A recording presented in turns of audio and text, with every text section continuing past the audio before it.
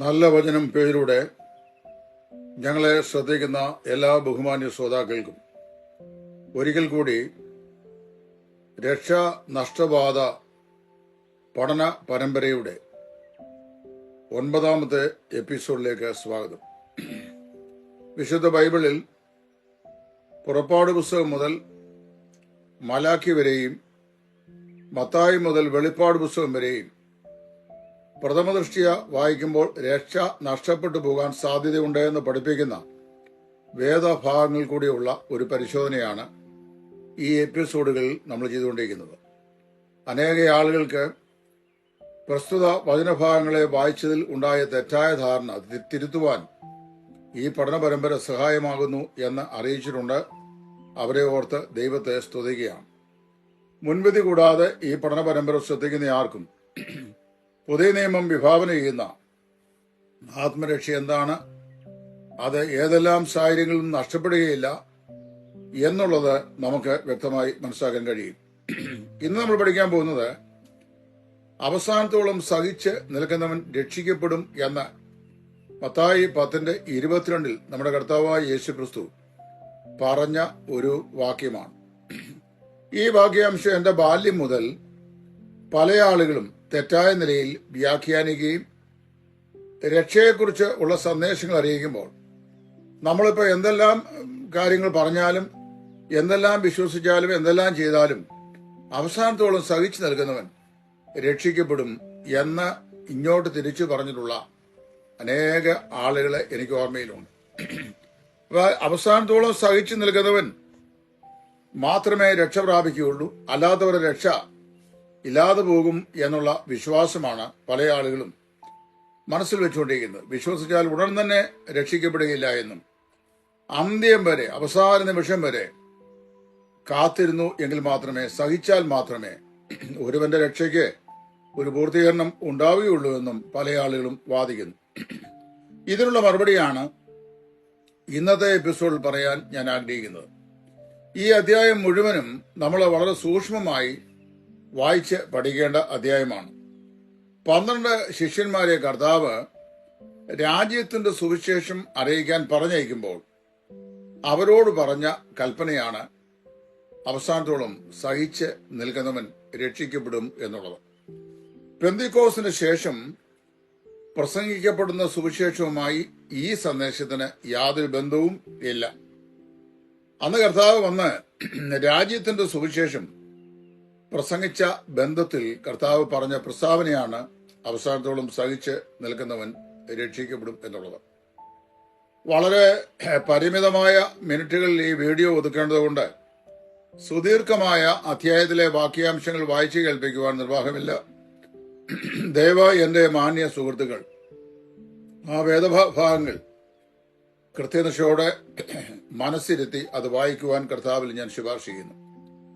10-ാം അധ്യായത്തിന്റെ 5 മുതൽ 10 വരെയുള്ള വാക്യങ്ങൾ വായിക്കുമ്പോൾ 8 കാര്യങ്ങൾ കർത്താവ് ഈ ശിഷ്യന്മാരോട് നിർദ്ദേശിച്ചതായി ആ ഭാഗത്ത് പരിശുദ്ധാത്മാവ് രേഖപ്പെടുത്തിയിട്ടുണ്ട്. 1, രാജ്യത്തിന്റെ സുവിശേഷ പ്രഘോഷത്തിനായി കർത്താവരെ അയക്കുമ്പോൾ അവരോട് പറഞ്ഞ 8 കാര്യങ്ങളാണ്. 1, ജാതികളുടെ അടുക്കൽ പോകരുത്. ഇസ്രായേൽ ഗോത്രത്തിലെ കാണാതെയായ ആടുകളുടെ അടുക്കിലേക്ക് മാത്രമേ ചെല്ലാവൂ. 2, ശമര്യരുടെ പട്ടണത്തിൽ കടക്കരുത്. ജാതികളുടെ അടുക്കൽ പോകരുത്, ശമര്യക്കാരുടെ പട്ടണത്തിൽ കടക്കരുത്. 3, ഇസ്രായേൽ മക്കളുടെ അടുക്കൽ മാത്രമേ പോകാവൂ. അതായത് ഇസ്രായേലിലെ കാണാതെ പോയ ആടുകളുടെ അടുക്കിലേക്ക് മാത്രമേ പോകാവൂ.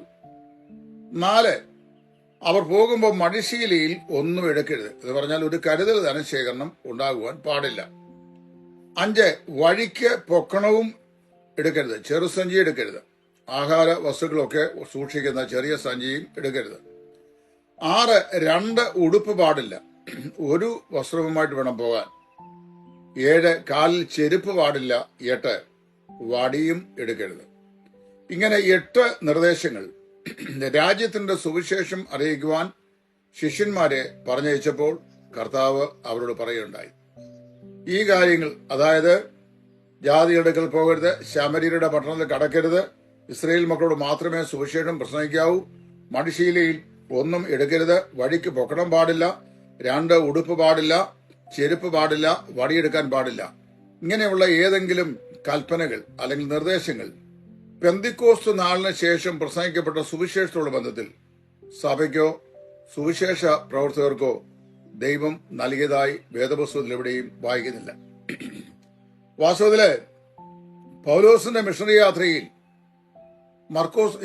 യോഹന്നാൻ മർക്കോസിനെ സഹായത്തിനായിട്ട് കൊണ്ടുപോയില്ലേ? നമ്മളങ്ങനെ വായിക്കുന്നത് സഹായത്തിനായിട്ട് അവനെ കൊണ്ടുപോയതായി വായിക്കുന്നുണ്ട്. അതുപോലെ തന്നെ പൗലോസ് റോമൻ കാരാഗ്രഹത്തിൽ ആയിരിക്കുന്ന സമയത്ത് ത്രോവാസിൽ കർപ്പോസിന്റെ പക്കൽ അവന്റെ വീട്ടിൽ വെച്ചേച്ചു പോകുന്ന അവന്റെ പുതപ്പും ചർമ്മലിഖിതവും കൂടെ കൊടുത്തയക്കാനായിട്ട് പൗലോസ് എഴുതിയില്ലേ? എന്നാൽ കർത്താവിന്റെ പരിശുശ്രൂഷയിൽ ഇസ്രയേൽ കാത്തിരുന്ന രാജ്യ സ്ഥാപനത്തിനായി രാജാവ് വന്നിരിക്കുന്നു. ഇസ്രയേൽ ജനം നൂറ്റാണ്ടുകളായി തങ്ങളെ മേയ്ക്കുവാനുള്ള ഭരിക്കുവാനുള്ള രാജാവ് വരും എന്ന് ഉള്ള പ്രതീക്ഷയോടുകൂടെ ആ പ്രതീക്ഷയുടെ നിവൃത്തിക്കായി രാജാവിന് വേണ്ടി കാത്തിരിക്കുകയായിരുന്നു. അങ്ങനെ രാജ്യസ്ഥാപനത്തിനായി രാജാവ് വന്നിരിക്കുന്നു എന്ന് വിളംബരം ചെയ്യുന്ന സുവിശേഷമാണ് രാജ്യത്തിന്റെ സുവിശേഷം. അതിന് കൃപയുടെ സുവിശേഷവുമായി യാതൊരു ബന്ധവും ഇല്ല. രാജ്യത്തിന്റെ സുവിശേഷം ഇസ്രായേൽ ജനത്തിന്റെ രാജ്യസ്ഥാപനത്തിനായി കടന്നു വന്ന രാജാവിനെ സ്വീകരിപ്പാനായി ജനത്തെ ഉണർത്തിക്കൊള്ളുക എന്നുള്ള വിളംബരമാണ്. ഇതാ രാജാവ് വരുന്നു. 17-ാം വാക്യം വായിക്കുമ്പോൾ 10-ാം അധ്യായത്തിന്റെ 17-ാം വാക്യത്തിൽ ന്യായാധിപ സഭകളെയും പള്ളികളെയും കുറിച്ച് പറയുന്നത് ശ്രദ്ധിക്കണം. ന്യായാധിപ സഭകളെയും പള്ളികളെയും ഇന്നത്തെ ആരാധന ആലയങ്ങളോ മൂപ്പന്മാരുടെ കൂടിവരവുകളോ ഭരണസമിതിയോ ഒന്നും അല്ലത്. മറിച്ച് അത് യഹൂദന്മാരുടെ സന്നിധിയും സംഘങ്ങൾ, സിനഗോഗ് എന്നിവയാണ്. അതാണ് ന്യായാധിപ സംഘമെന്നും പള്ളികൾ എന്നും അവിടെ പറഞ്ഞിരിക്കുന്നത്.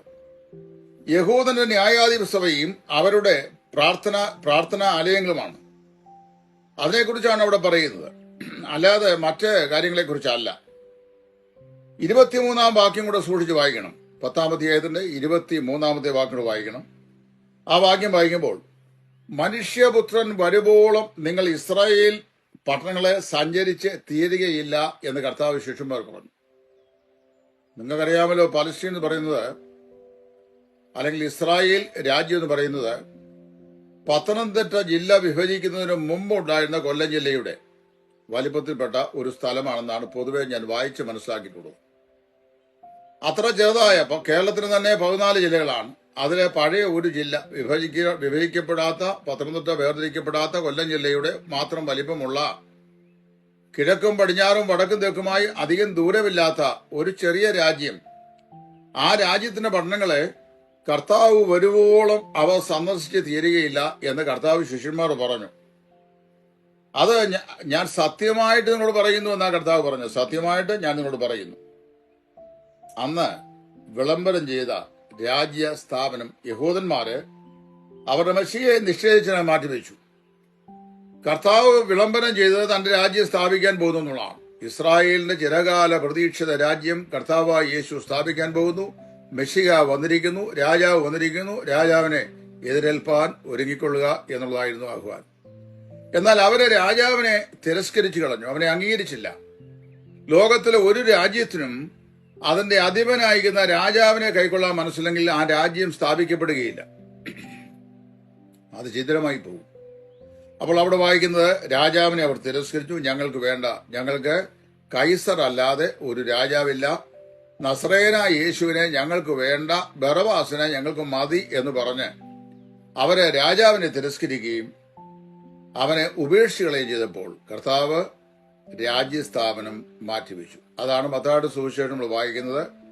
മത്തായിയുടെ സുവിശേഷത്തിന്റെ 28 അധ്യായങ്ങൾ 1-ാം അധ്യായം മുതൽ 28-ാം അധ്യായം വരെ the birth of the king, visitation of the king, the public announcement of the king, baptism of the king, the temptation of the king, ഇങ്ങനെ തുടങ്ങി the rejection or repudiation of the king, crucifixion of the king, burial of the king, resurrection of the king and ascension of the king. ഇങ്ങനെ കർത്താവായ യേശുവിന്റെ, രാജാവായ കർത്താവിന്റെ ജനനം മുതൽ സ്വർഗാരോഹണം വരെയുള്ള കാര്യങ്ങളാണ് യഹൂദന്മാർക്ക് വേണ്ടി സുവിശേഷം രേഖയാക്കിയ മത്തായി എഴുതി വച്ചിരിക്കുന്നത്.